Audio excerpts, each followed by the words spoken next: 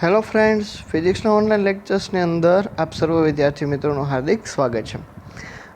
આ same 3નો first lectures આપણે જે ઓનલાઈન ભણવા જઈ રહ્યા છે એની અંદર એક બહુ સીધો સાધો સિમ્પલ ટોપિકનો આપણે અભ્યાસ કરવાનો છે, બરાબર, જેનું નામ છે વેક્ટર એનાલિસિસ. હવે એમ તો વેક્ટર એનાલિસિસ શું છે? આ જે વેક્ટર એનાલિસિસ છે એ શું છે? તો આ જે છે ને આખું એનાલિસિસ છે. વેક્ટર્સનો મતલબ થાય છે સદિશ. આ જે સદિશ જે છે આપણે જે ક્વોન્ટિટીઝ ભણ્યા હતા, સ્કેલર્સ, વેક્ટર્સ, બરાબર છે, એમાંથી જે વેક્ટર ક્વોન્ટિટી જે છે એના માટે આ જે વેક્ટરનું એનાલિસિસ જે છે એ તમારા માટે ખૂબ જ ઉપયોગી થાય છે.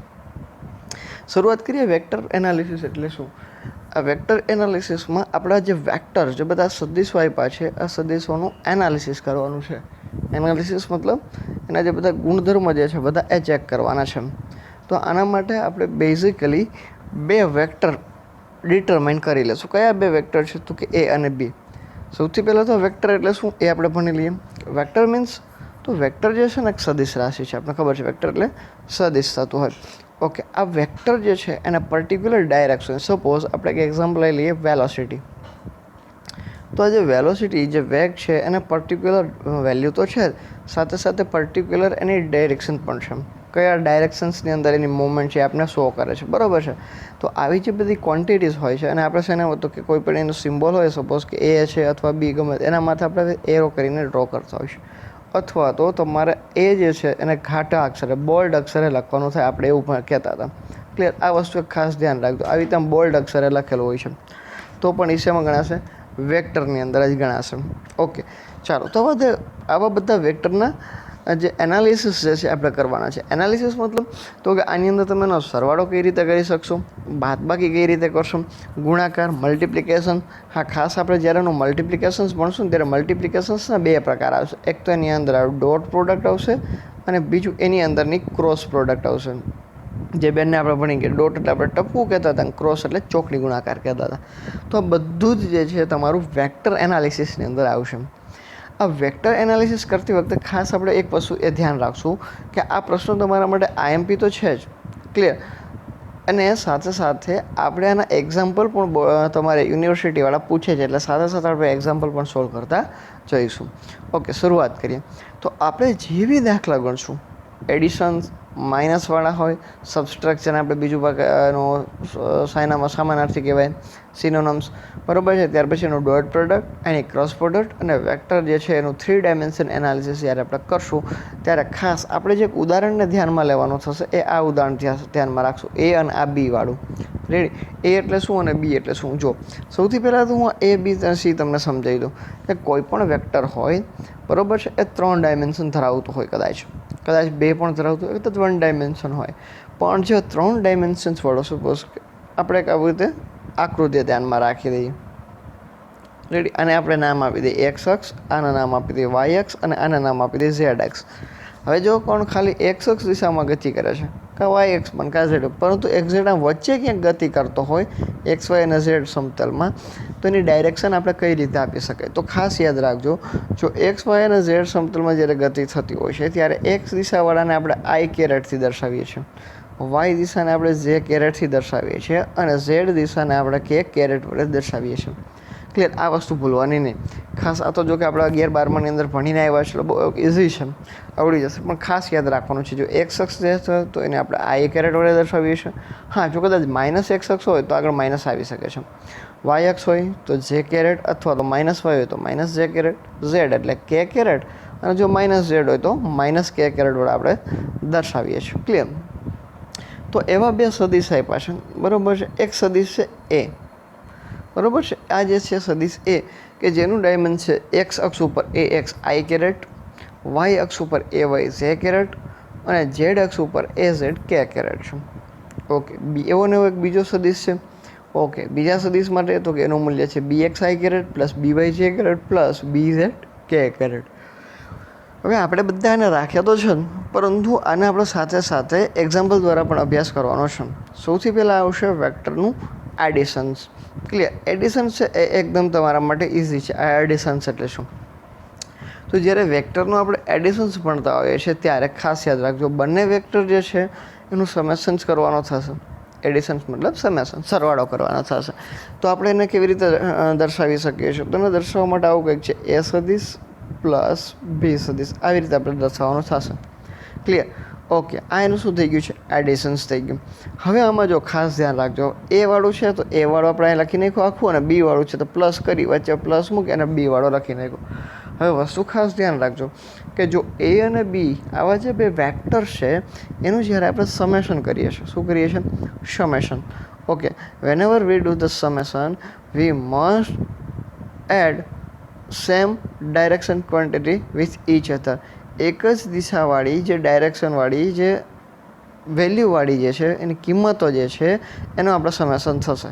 મતલબ આઈ વાળોનું સમેશન થશે, જે વાળોનો થશે, અને કે વાળોનો સમેશન થશે. આ વસ્તુને ખાસ ધ્યાન રાખજો. જો અહીંયા છે એ એક્સ આઈ અને બી એક્સ આઈ, તો બંનેનો સરવાળો થશે એ x I caret plus B X I caret. પરંતુ આ બંનેમાંથી કોમન કોણ છે? તો આઈ કેરેટ, એટલે કે એ એક્સ પ્લસ બી એક્સ અને કાઉન્સમાં આવી જશે આઈ કેરેટ. ચાલો, આવી વસ્તુનું ખાસ ધ્યાન રાખવાનું. રેડી?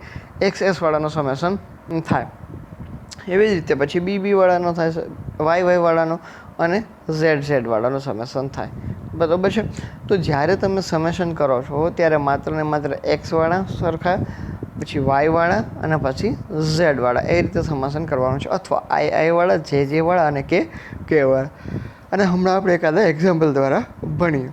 હવે અહીંયા તમને એક મેં ક્વેશ્ચન માર્ક પૂછીને આપ્યું છે, એ તમારે પછી સોલ્વ કરવાનું છે. અત્યારે હું એનો જવાબ નથી કહેતો, મેં તમને ક્વેશ્ચન્સ માર્ક આપ્યો છે, બરાબર? અને ક્વેશ્ચન માર્ક કરીને આ એક તમને આપ્યું છે. એક રીતે તમારું જે એકતા પ્રકાશન કે ભારત પ્રકાશનની બુકની અંદર લઈ જશો તો એની અંદર નહીં જોવા મળે. પરંતુ આ થોડુંક તમારે વિશિષ્ટ કંઈક વર્ક કરવું હોય, બરાબર છે, થોડુંક ડીપની અંદર ઉતરવું વેક્ટર એનાલિસિસનું, તો એના માટે મેં તમને રિલેશન્સ આપ્યો છે કે શું તમે એ પ્લસ બીનું એડિશન કરો અને બી પ્લસ એનું કરો તો એના બંનેના જવાબ જે છે તમને ઇક્વલ મળી શકે. તો એને તમારે ચેક કરવાના છે, બરાબર? એને શું કરવાના? તમારે ચેક કરવાના છે. ઓકે, ચાલો હવે આપણે એક એક્ઝામ્પલ્સ દ્વારા અભ્યાસ કરવાનો છે. રેડી?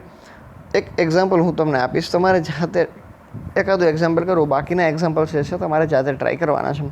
સપોઝ કે કોઈ એક એ સદિશ આપ્યો છે, બરાબર છે? એક એ સદિશ આપ્યો છે. આ જે એ સદિશ જે છે એની આપણે કિંમત રાખી દઈએ. આ એ સદિશની સપોઝ કિંમત છે 1i કેરેટ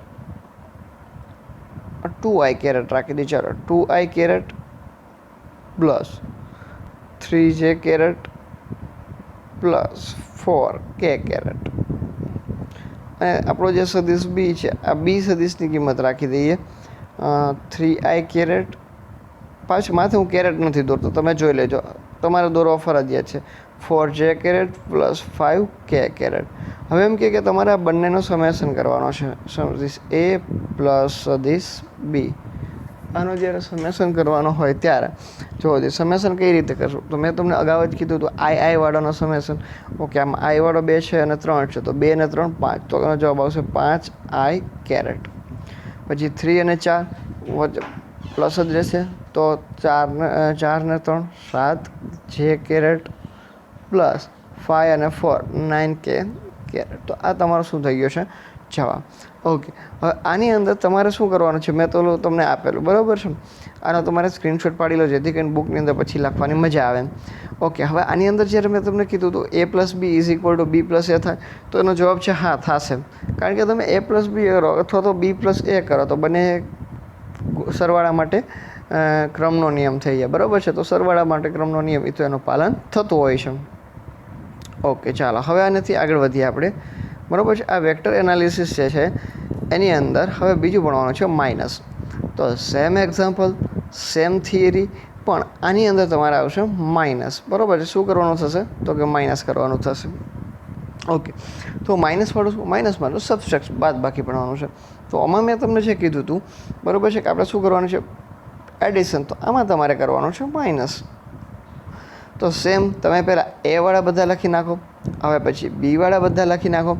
ઓકે, મતલબ હવે તમારું જે સબસ્ટ્રેક્ટ થશે, જે માઇનસ કરવાનો થશે એ કમ્પલસરી કાં એક્સ વાળું માઇનસ થશે, કાં વાય વાળું અને ઝેડ વાળું. એમાં એ એક્સ માઇનસ એ વાય વાળું એવું એવી રીતે તમે કરી શકશો નહીં. એટલા માટે મેં તમને ડાયરેક્ટ લખીને આપેલું છે એ એક્સ માઇનસ બી એક્સ, આવું થાય. એ એક્સ આઈ વાળા બાદ બાકી કરીશ, માઇનસ બી એક્સ આઈ પરંતુ આ બંનેમાંથી કોમન કોણ છે? તો કે આઈ, તો એ એક્સ માઇનસ બી એક્સ, તો કે આઈ કેરેટ થઈ જશે. ચાલો ક્લિયર વિદ્યાર્થી મિત્રો. તો આ જે છે તમારું માઇનસવાળો થિયરી થઈ જશે. હવે આઈ થિંક બધાને સમજાઈ જશે. ઓકે, હવે આ માઇનસવાળી જે થિયરી જે છે એની અંદર ધ્યાન શું રાખવાનું છે? તો કે આ જે છે અહીંયા મેં તમને ક્વેશ્ચન માર્ક કરીને આપ્યું છે હોમવર્કની અંદર, બરાબર છે. તો આ જે ક્વેશ્ચન માર્ક કરીને મેં તમને આપ્યું છે, શું આનો જે રિલેશન જે છે એ પડાય છે, આ સાચો પડે છે.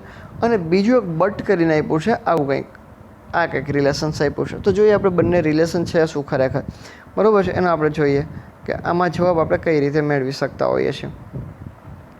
અને જેમ જ આપણે જેમ એક્સ અને વાયની કિંમત ધારી તેમ આપણે એક્સ અને વાયની કિંમત કંઈક ધારી લઈએ, બરાબર છે. સપોઝ કોઈ એક એ છે, આ એકની કિંમત આપણે રાખી દઈએ 2i caret plus 3j caret plus 4k caret.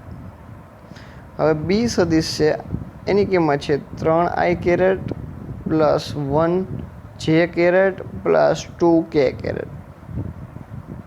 ચાલો હવે તમારે આને શું કરવાનું છે વિદ્યાર્થી મિત્રો? બાદબાકી.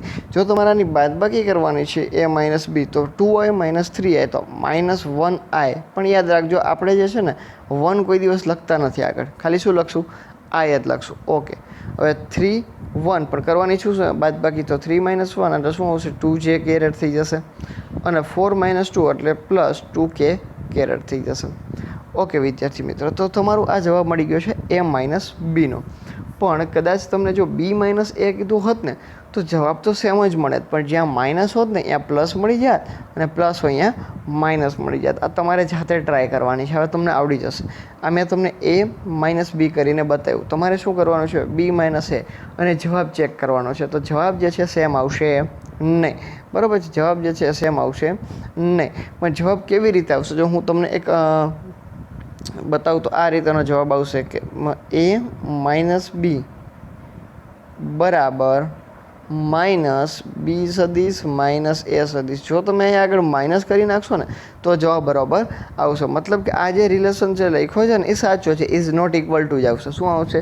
ઇઝ નોટ ઇક્વલ ટુ આવશે. પણ જો તમે અહીંયા આગળ માઇનસ કરી નાખો તો તમારો જવાબ બંને સેમ થઈ જશે. રેડી? એટલે આ વસ્તુના રિલેશન્સનું ખાસ ધ્યાન રાખજો. તમે એક્ઝામ્પલ દ્વારા સમજો, વધારે આનંદ આવશે અને વધારે ફાયદો થશે. ઓકે, હવે વાત કરી છે બટ. આ એક રિલેશન છે એના માટે સાચો છે એવું કહે છે.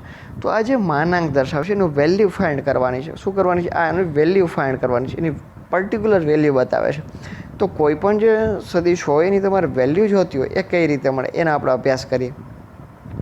તો સપોઝ મેં તમને હમણાં કંઈ સદિશ લખ્યો તો એ સદિશ, તો એ સદિશ જે છે અહીં માસે સદિશ ખાસ બોલવાનો નહીં, બરાબર છે. ઓકે, 2i કેરેટ છે પ્લસ 3j કેરેટ છે પ્લસ 4k કેરેટ છે.